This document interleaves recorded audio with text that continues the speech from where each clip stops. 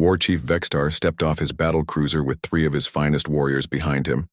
and looked around the human space station with confusion in his yellow eyes and disappointment in his massive frame that stood nearly 3 meters tall, with thick armor plates covering his reptilian skin and weapons hanging from every possible attachment point on his belt, because he had come here expecting to meet the legendary human warriors who had ended the Crimson War in just 4 months, when it had raged for decades before their arrival. But instead he saw clean white corridors with soft lighting and strange plants growing in wall containers, and the air smelled like flowers instead of metal and oil, like proper military stations should smell. The docking bay supervisor who greeted them was a small human female who barely reached Vextar's chest and wore no armor or visible weapons, and introduced herself as Captain Mina Lee, with a warm smile that showed her teeth, which among Kythera culture was either a threat display or madness. But this human seemed genuinely pleased to see them, and spoke in soft tones that made Vextar's warriors shift uncomfortably behind him, because they had prepared for intimidation tactics or shows of strength, not this peculiar gentleness that felt more unsettling than any war cry. Captain Lee guided them through corridors where other humans nodded politely, and some even waved their hands in greeting gestures that Vextar did not understand, because why would strangers acknowledge warriors they did not know, unless they were planning some form of psychological warfare, and the walls displayed images of various alien species working together on projects that looked like construction, or farming or teaching, which confused Vextar even more because warriors should display their victories and conquered enemies, not pictures of cooperation and shared labor.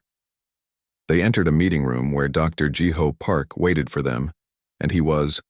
an even smaller human male with gray hair and gentle movements who stood up slowly and bowed his head in what seemed like respect, but could also be submission, though his eyes held no fear when he looked directly at Vextar and his warriors and offered them seats around a table that had no strategic positioning and seemed designed for conversation rather than negotiation or interrogation. And Dr. Park began preparing some kind of hot liquid in small containers while talking about their journey and asking if they were comfortable. Vextar had studied human military records before coming here and knew these creatures had somehow convinced the entire Thaxian Empire to surrender without firing a single shot, and had turned the bloodthirsty Kepler raiders into peaceful traders within 6 months, and had ended the Crimson War so quickly that most galactic historians still debated how it was possible. But looking at these 2 soft-spoken humans who seemed more interested in serving drinks than discussing military alliances, he began to wonder if the reports had been exaggerated, or if these were perhaps not the same humans who had accomplished those impossible victories. Dr. Park placed a steaming cup in front of each Kythera warrior, and the liquid smelled pleasant but foreign, and Vextar wondered if this was some kind of drug or poison, though his warriors had already scanned it and found nothing dangerous. And Dr. Park sipped from his own cup first, which would be poor strategy if he intended to harm them. So Vextar decided it was safe but remained suspicious of the humans' motives, because hospitality could be another form of warfare, and perhaps they were being studied or evaluated for weaknesses. The conversation that followed made even less sense to Vextar, because instead of asking about Kythera military capabilities or territorial holdings or resource production, Dr. Park asked about their culture and their history and their traditions, and seemed genuinely interested in learning about Kythera art and music and philosophy, which were topics that warriors rarely discussed because they served no practical purpose in conquest or defense. And when Vextar tried to steer the conversation toward military matters, Dr. Park listened politely, but always returned to questions about Kythera society and how their people lived and what they valued most deeply. Captain Lee then suggested a tour of the station, and Vextar agreed, because he wanted to see human military installations and weapons technology.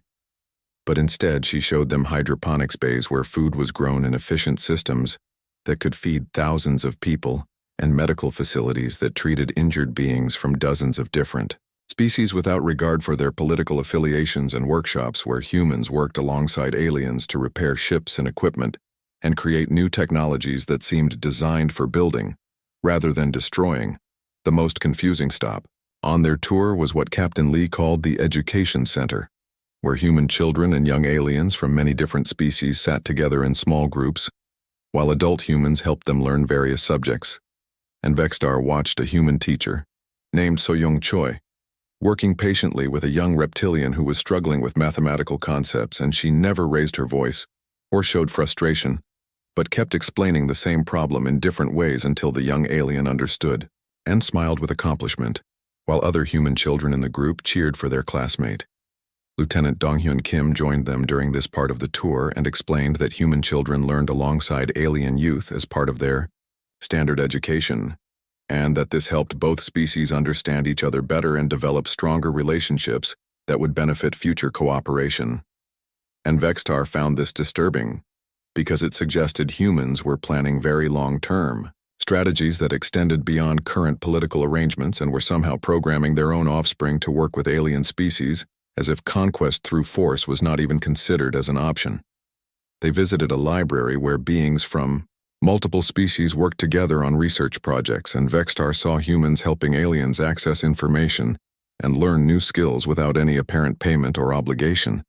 And when he asked Captain Lee what humans gained from this arrangement, she seemed confused by the question and said that knowledge shared freely benefited everyone and made all species stronger, which was not how Vextar understood resource distribution or strategic advantage. But the humans seemed sincere in their belief in the recreation areas. Vextar observed humans playing games and sports with aliens, and noticed that they modified rules and equipment to accommodate different physical abilities and cultural preferences, and that winning seemed less important than ensuring everyone could participate and enjoy themselves. And this level of consideration for others, comfort and happiness, was completely foreign to Kithara military culture, where strength dominated weakness and success meant defeating others. The tour concluded in another meeting room, where Dr. Park asked if they had any questions about human society or Federation membership, and Vextar admitted that he was confused because he had expected to meet great warriors, and instead had been shown teachers and farmers and engineers, and Dr. Park nodded thoughtfully,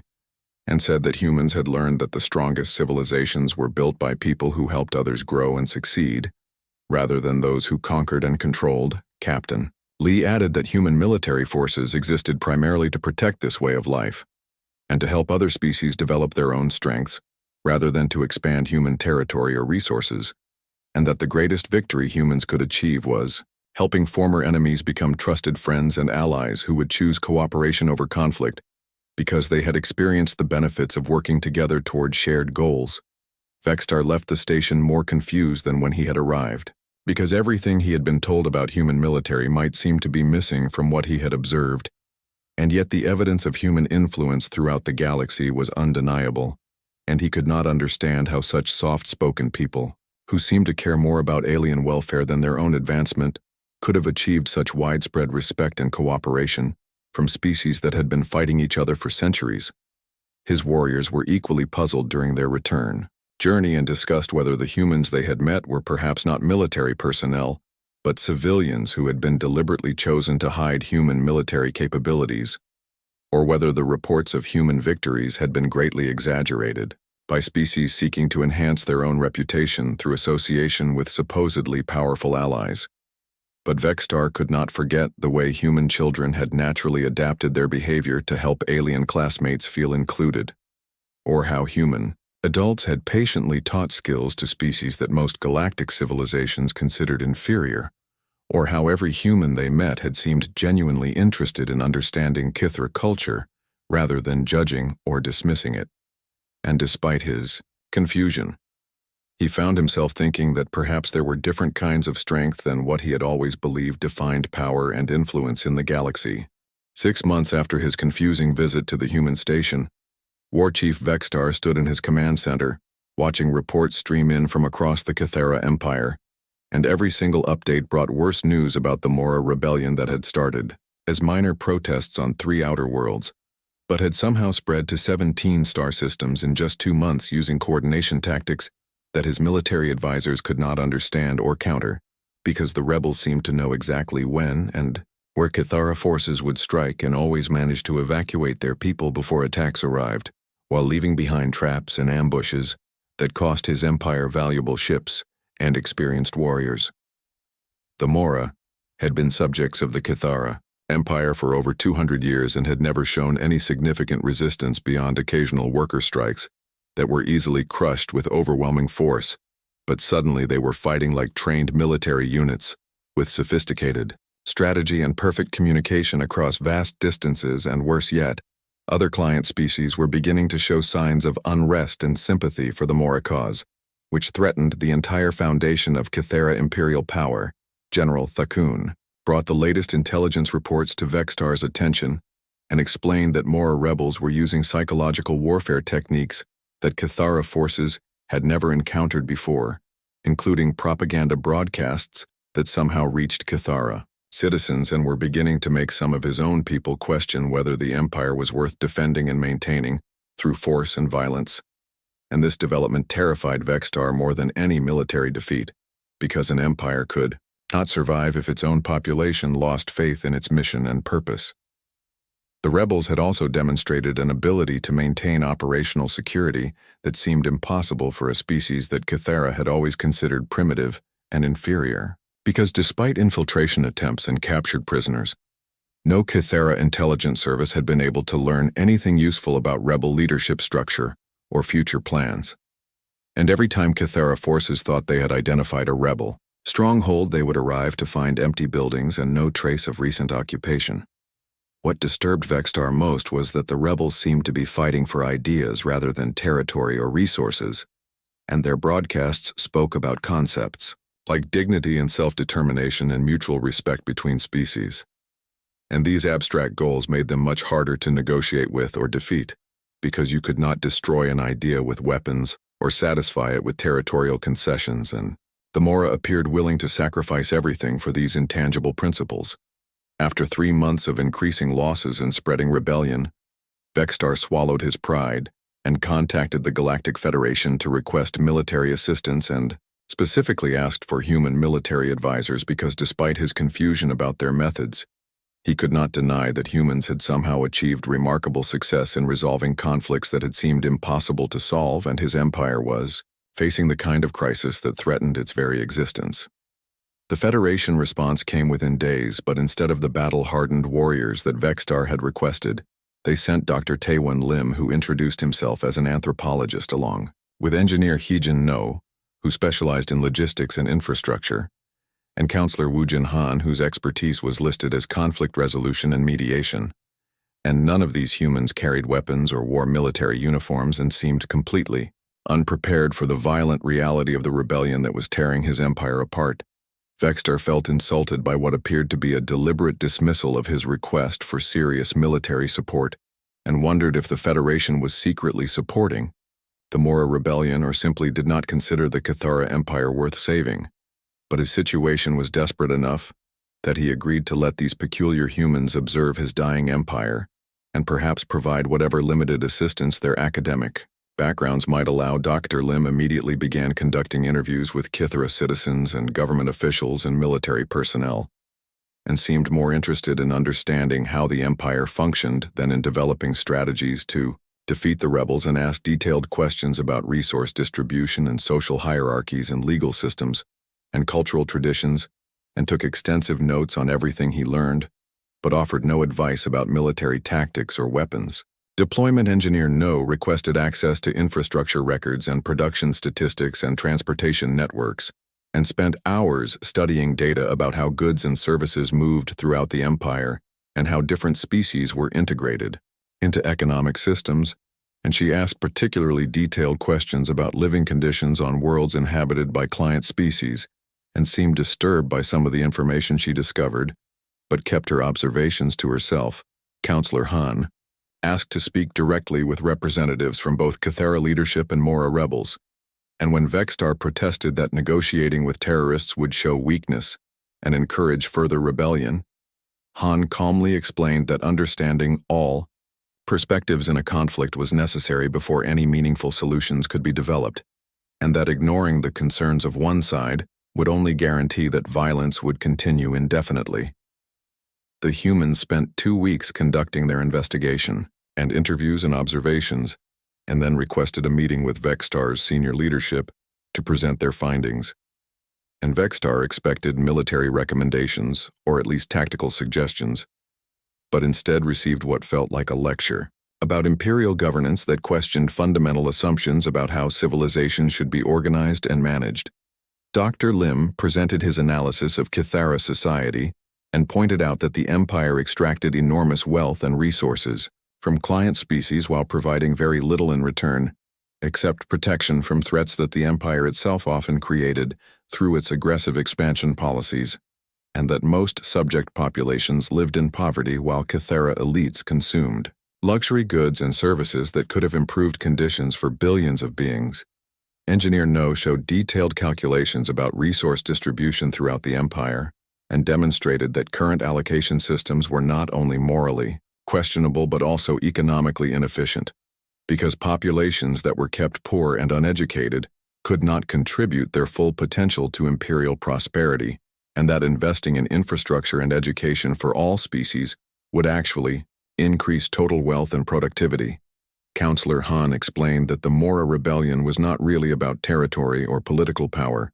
but about fundamental dignity and respect, and the right to participate in decisions that affected their lives, and that these were not unreasonable demands but basic requirements for any stable long-term relationship between different peoples, and that addressing these concerns would be far less expensive than continuing to fight an increasingly costly war. The humans concluded their presentation with a statement that shocked Vextar and his advisors, because instead of offering to help defeat the rebels, they declared that the rebellion was not the real problem facing the Kithara Empire, but merely a symptom of deeper structural issues that made conflict inevitable, and that any military solution would only delay more serious problems that would eventually destroy the empire from within. Vextar demanded to know what the humans expected him to do with this information, because he was a military leader facing an active rebellion and needed practical solutions, not philosophical discussions about imperial theory. And Dr. Lim calmly replied that the empire had a choice between making fundamental changes to how it treated subject species or watching those species break away one by one, until nothing remained of Kithara power and influence. The human recommendations seemed impossible to implement, because they required abandoning centuries of Kithara tradition and admitting that their entire approach to governance had been wrong, and sharing power with species that had always been considered inferior, and redesigning economic systems to benefit everyone rather than just the ruling class. And Vextar could not imagine how such radical changes could be made without triggering complete social collapse. But as reports continued to arrive about spreading rebellion and increasing losses and growing unrest, even among Kithara core worlds, Vextar began to wonder if perhaps the humans understood something about imperial stability that his own advisors had missed, and whether their strange recommendations might actually be the only path to preserving what remained of his civilization. Engineer No offered to begin immediate infrastructure projects on selected worlds to demonstrate how improved living conditions could reduce support for rebellion, and Dr. Lim suggested establishing communication channels with Mora leaders to explore what compromises might be possible. And Counselor Han proposed starting with small pilot programs that could test new approaches to governance without threatening the entire imperial structure.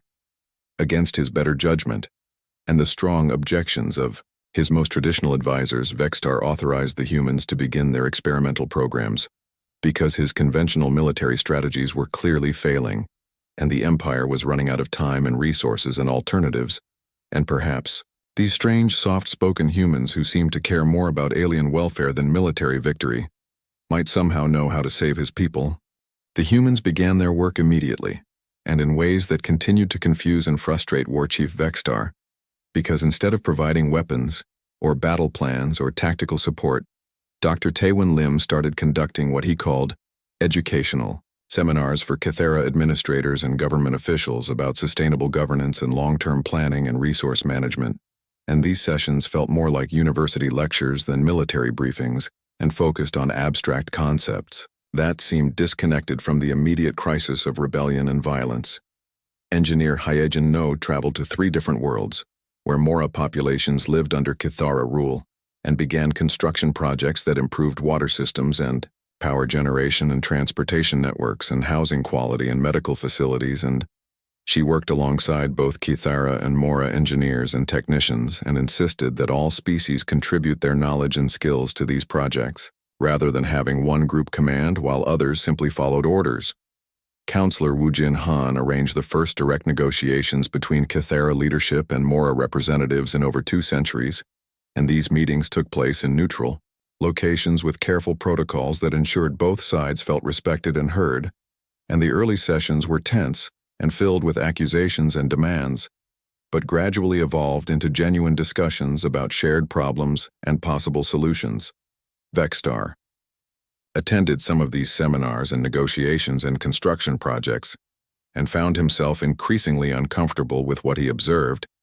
because the humans seemed to be teaching his people to think differently about fundamental assumptions that had guided Kythera civilization for generations, and some of his own administrators and officers were beginning to ask questions about traditional practices and policies that had never been questioned before. Dr. Lim explained to Kythera governors that sustainable governance required investing in the welfare and development of all populations under their authority, because people who were healthy and educated and prosperous would contribute more to overall stability and productivity than people who were kept poor and ignorant and resentful, and that short-term costs of improvement would be recovered many times over through increased cooperation and reduced security expenses.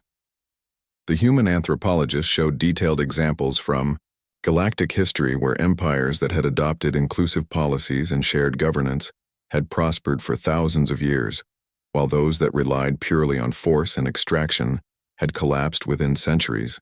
and he demonstrated that the Kythera Empire was following patterns that had led to the destruction of dozens of previous civilizations,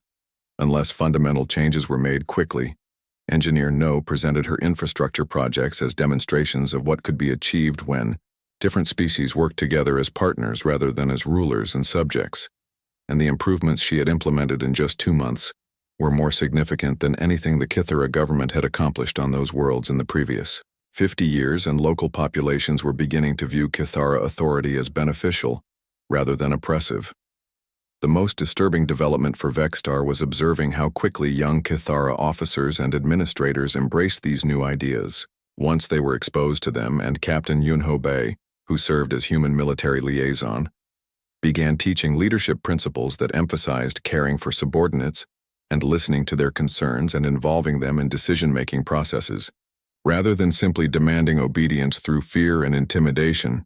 Captain Bei explained that effective leaders created loyalty through inspiration and support, rather than through punishment, and that soldiers who fought for leaders they respected and trusted would perform far better than those who fought only because they feared the consequences of disobedience. And he demonstrated these principles by working closely with Kythera military units and showing them how to build stronger relationships with local populations. The pilot programs that the humans established on selected worlds began producing results that Vexstar had not expected, because instead of requiring massive military resources to maintain order, these locations began experiencing reduced crime and increased productivity, and better cooperation between different species, and some Mora communities actually began providing intelligence about remaining rebel activities in their areas. Counselor Han facilitated discussions between Kythera officials and Mora representatives about specific grievances and practical solutions, and these negotiations led to agreements about local governance and resource allocation and cultural preservation that satisfied both sides without requiring either group to abandon their core values and identity, and some rebel groups actually laid down their weapons and agreed to work within these new frameworks. The changes were happening too quickly for Vexstar to fully understand or control, and he found his own advisors and officers coming to him with suggestions and recommendations that incorporated human ideas about cooperation and inclusion and long-term thinking and sustainable development. And while these proposals often made logical sense, they also represented fundamental departures from everything the Kythera Empire had traditionally represented. Dr. Lim introduced concepts that seemed foreign to Kythera culture, such as the idea that different species had valuable knowledge and perspectives that could benefit everyone when shared freely, and that diversity of thought and experience actually made civilizations stronger rather than weaker, and that competition should focus on developing excellence rather than destroying. Competitors Engineer No showed how infrastructure projects could be designed to benefit multiple species simultaneously, and how economic systems could create prosperity for entire regions rather than just concentrating wealth among ruling elites, and that technological advancement happened faster when knowledge was shared openly rather than hoarded as military secrets or trade advantages.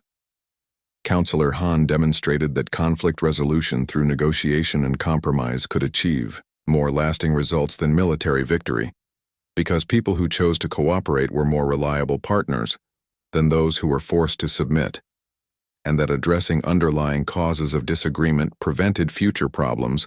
rather than simply delaying them until they became more serious. The most alarming development for traditional Kythera leadership was that these human ideas were spreading beyond the pilot programs and experimental locations, because young Kythera who had participated in the new initiatives began implementing similar approaches in their own assignments and communities, and sharing what they had learned with colleagues and friends and family members.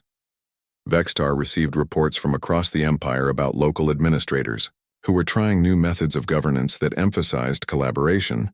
rather than domination, and military units that were building better relationships with civilian populations, and economic projects that included previously excluded species as equal partners rather than as exploited labor forces.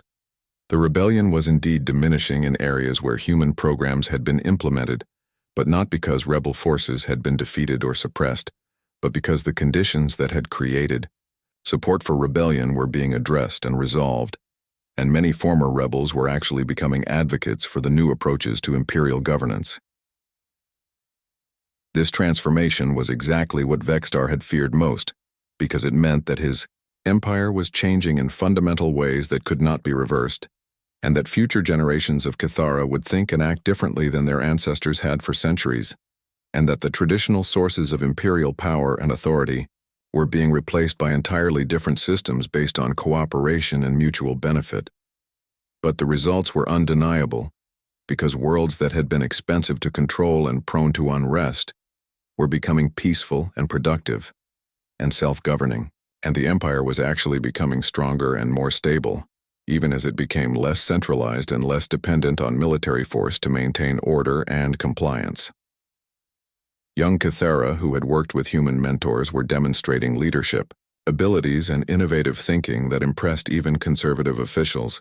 and these individuals were being promoted to positions of greater responsibility, where they continued to implement and expand the cooperative approaches they had learned. The humans never demanded that Kythera abandon their culture or traditions,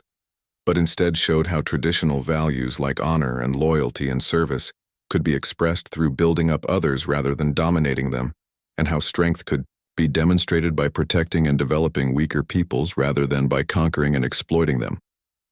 Vextar began to realize that the humans were not just helping to resolve the immediate crisis of rebellion, but were fundamentally transforming what it meant to be part of the Kythera Empire, and that this transformation was happening not through force or coercion, but through education and demonstration, and voluntary adoption of more effective methods of governance and social organization. Most frightening aspect of this process was how natural and inevitable it seemed, once people understood the alternatives, because the human approaches actually worked better than traditional methods and produced results that benefited everyone involved rather than just the ruling class, and created stability that was based on genuine satisfaction rather than fear of. After watching his empire transform for 6 months in ways that he still could not fully comprehend, War Chief Vextar demanded a private meeting with Ambassador Jaehyun-oh and asked the question that had been consuming his thoughts since the humans first arrived at his dying empire, which was how had these seemingly peaceful people become so powerful that they could reshape entire civilizations without firing a single shot, and what was their secret weapon that could turn enemies into allies and make conquest unnecessary? Ambassador, listened to Vextar's questions with the same patient expression that all humans seem to wear when dealing with confused aliens, and then suggested that perhaps Vextar would benefit from understanding human history and the long journey that had led to their current approach to galactic relations, and offered to show him records and documents and testimonies that would explain how humanity had developed their unusual methods of achieving influence and cooperation. The ambassador led Vextar to a secure chamber filled with holographic displays and data storage systems that contained what appeared to be the complete historical records of human civilization from their earliest beginnings on. Their homeworld through their expansion into space and their first contacts with alien species, and their gradual development into the force that now guided galactic politics through education and inspiration, rather than military conquest. What Vextar saw in those records shocked him more than any battle or defeat ever could, because the early history of humanity was filled with violence and oppression and exploitation that made Kythera imperial practices seem gentle by comparison, and humans had fought endless wars against each other and enslaved their own species, and destroyed their environment, and committed atrocities that demonstrated a capacity for cruelty that surpassed anything in Kythera experience. Ambassador O explained that humanity had nearly destroyed itself multiple times through warfare and environmental damage and social collapse, and that their home world had suffered catastrophes that killed billions of people and reduced their civilization to primitive survival struggles, and that these experiences had taught them lessons about the ultimate futility of achieving security through domination and the inevitable consequences of treating others as resources to be exploited. Historian Yoonji Song joined them and provided detailed analysis of the critical period when humanity had faced what they called the Great Choice between continuing their pattern of competition and conflict or developing entirely new approaches to organizing society and resolving disputes, and she showed how this decision had been influenced by the realization that their traditional methods would eventually lead to complete extinction. The historical records showed that humans had once been exactly like the Kythera, with powerful military forces that conquered weaker peoples and extracted resources from subject populations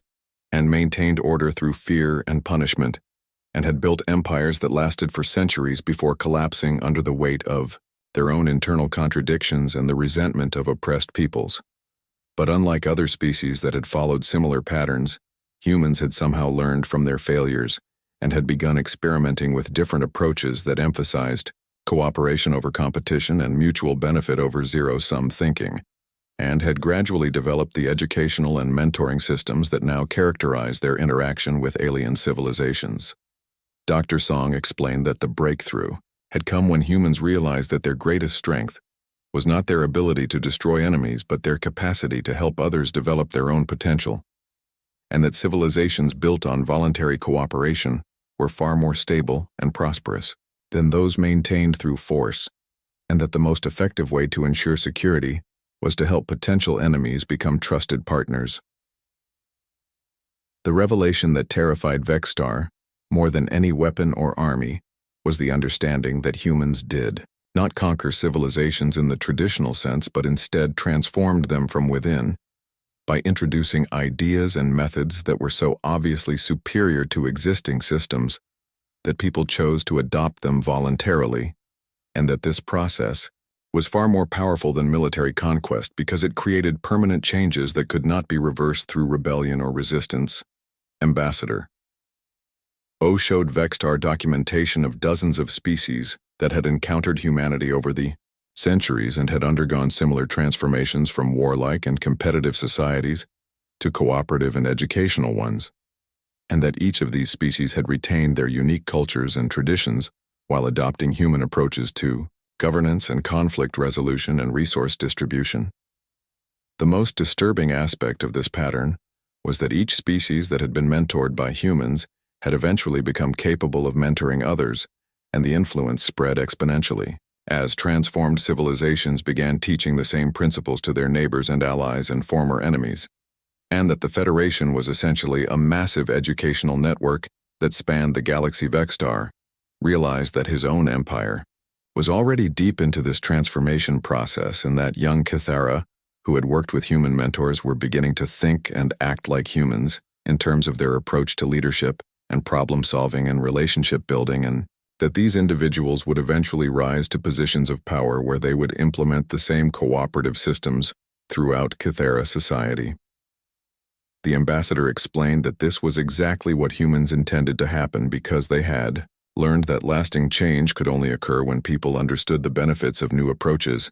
and chose to adopt them rather than being forced to comply with external demands, and that the most effective teachers were those who had personally experienced the transformation from competitive to cooperative thinking.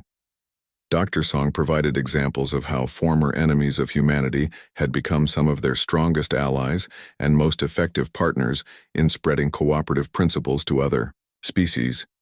and that many of the most successful mentors in the Federation were individuals who had originally opposed human influence, but had eventually recognized the superior outcomes that resulted from collaborative approaches. The historical records showed that humanity had developed what they called the long view, which meant planning and working toward goals that might take centuries or millennia to achieve, and that their current efforts to transform galactic civilization were part of a strategy that had begun thousands of years earlier and would continue for thousands of years into the future. Vextar understood that he was witnessing something far more profound than the resolution of a rebellion or the reform of an empire, but was observing the gradual transformation of his entire species and culture, and that future generations of Kithara would be fundamentally different from their ancestors because they would think and act according to principles that emphasized cooperation and mutual development rather than domination and exploitation. The most frightening realization was that this transformation was irreversible, because once people experienced the benefits of cooperative systems and educational approaches, they would never willingly return to the inefficient and unstable patterns of competitive civilization, and that the changes would be passed on to their children and their children's children until cooperation became as natural to Kithara as domination had once been. Ambassador O concluded the historical presentation by explaining that humans did not consider themselves to be conquering the galaxy, but rather to be raising it and helping all species reach their highest potential, and that their ultimate goal was to create a galactic civilization where every being could contribute their unique abilities and perspectives to shared projects that benefited everyone. The ambassador noted that this approach required enormous patience and commitment because transforming civilizations took generations rather than years, and required working with each species according to their specific needs and circumstances and cultural values, but that the results were worth the investment because they created lasting stability and prosperity that could endure for millions of years. Vextar left the historical archive with the terrifying knowledge that his empire and his people were being guided through the same transformation that had already been completed by dozens of other species. And that resistance was not only futile, but actually counterproductive because the human methods genuinely produced better outcomes for everyone involved, including the former rulers, who learned to find satisfaction in building up others rather than dominating them. The most chilling aspect of this revelation was the understanding that humans had never needed to be warriors, because they possessed something far more powerful than any weapon, which was the ability to make others want to become better versions of themselves, and that this power was spreading throughout the galaxy, one species at a time, until eventually, every civilization would share the same cooperative values and educational approaches. 1 year after the humans had first arrived to help resolve what had seemed like an impossible rebellion, Coordinator Vextar stood in what had once been his war room, but was now a planning center where representatives from 7 different species worked together on projects that would have been unimaginable during the days of the Kithara Empire. And he watched young beings who had grown up under the old system of domination and fear now collaborate naturally on terraforming initiatives and educational programs and trade agreements that benefited everyone involved. The Kithara Empire no longer existed as a political entity because it had been replaced by the Kithara Commonwealth, which was a voluntary association of worlds and species that had chosen to work together for mutual prosperity and development. And the transformation had happened so gradually and naturally that most people could barely remember how things had been organized under the previous system of imperial control and forced compliance. The Mora rebellion had ended not through military victory or negotiated surrender,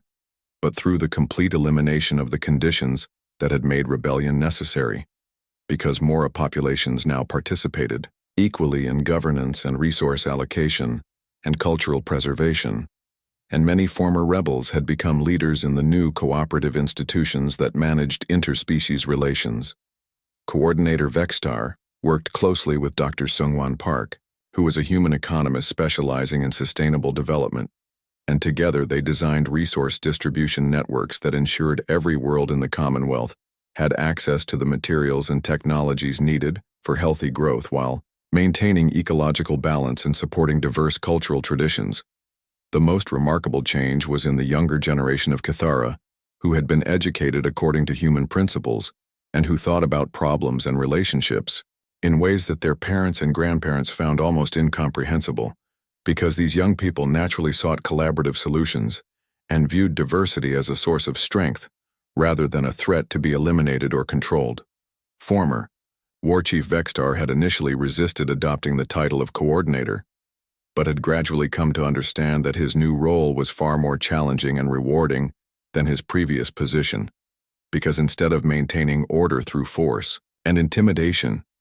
he now worked to create conditions where order emerged naturally from mutual satisfaction and shared purpose. The Commonwealth had become a model for other regions of the galaxy, and representatives from dozens of species visited regularly to study how the transformation had been achieved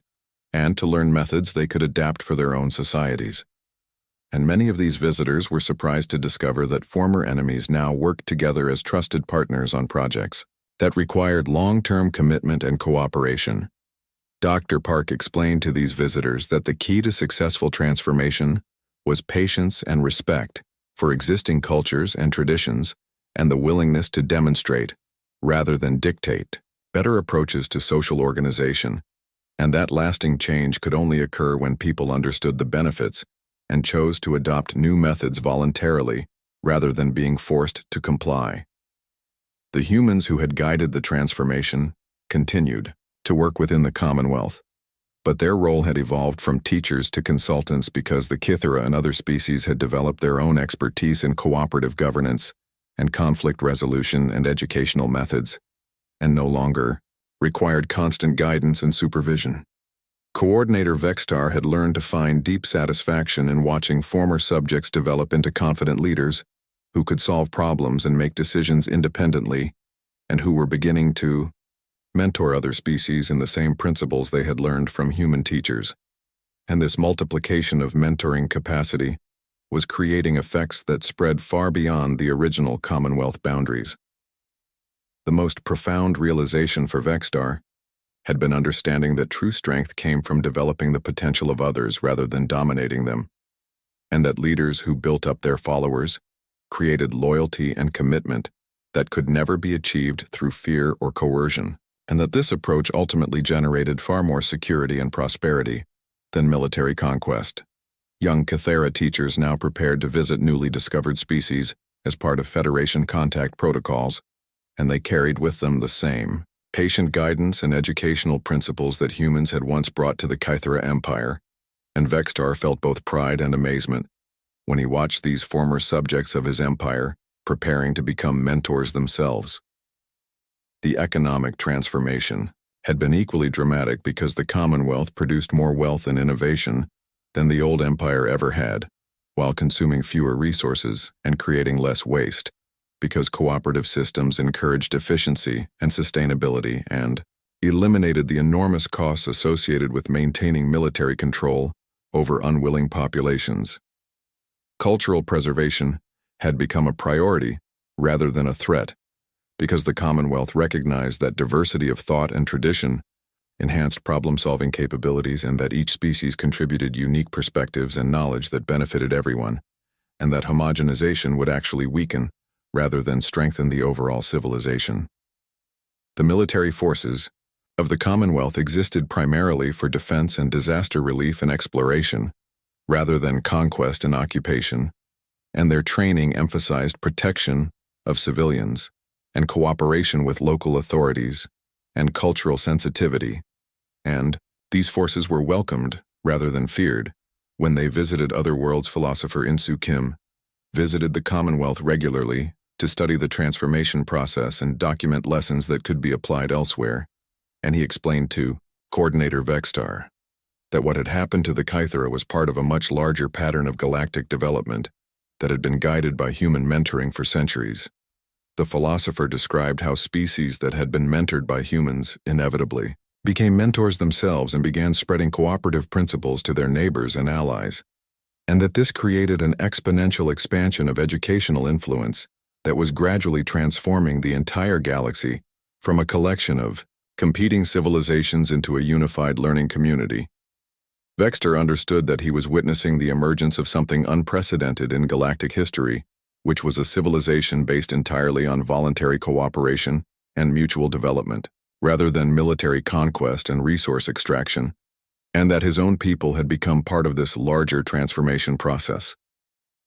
The most remarkable aspect of the new system was its stability, because populations that were healthy and educated and prosperous had no reason to rebel or seek independence and actually chose to increase their cooperation and integration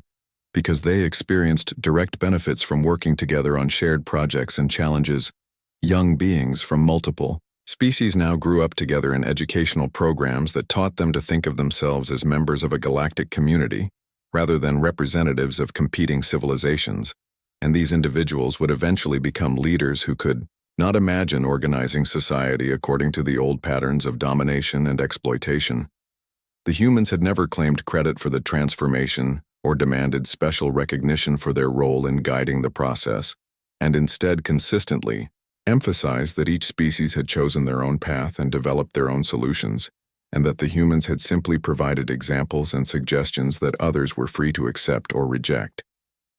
Coordinator Vextar realized that this humility was itself a form of power because it encouraged others to embrace change without feeling that they were surrendering their independence or dignity, and that people were more likely to adopt new approaches when they felt that they were making free choices rather than submitting to external pressure. The Commonwealth continued to grow as neighboring systems requested membership, and former enemies sought to join the cooperative networks and participate in the shared projects and educational programs, and each new member brought unique capabilities and perspectives that enhanced the overall strength and diversity of the alliances. Vextar watched the latest group of young Kythera teachers preparing for their first mentoring assignment. With a newly contacted species, he finally understood what the humans had accomplished and why their approach was more terrifying to traditional rulers than any weapon or army, because they had created a system that transformed enemies into allies, and allies into teachers, and teachers into the foundation of an unstoppable expansion of cooperative civilization. The most frightening realization for anyone who still believed in the old ways of conquest and domination was that this transformation was irreversible and self-perpetuating, because each generation would be more committed to cooperative principles than the previous one, and would pass those values on to their children until competition and conflict became as obsolete as the ancient imperial systems that had once seemed permanent and unchangeable. Vexter knew that somewhere in the galaxy, other species were experiencing the same confusion and resistance that he had once felt when confronted with human ideas about cooperation and education, but he also knew that those species would eventually undergo the same transformation, because the human approach actually worked better than any alternative. And I,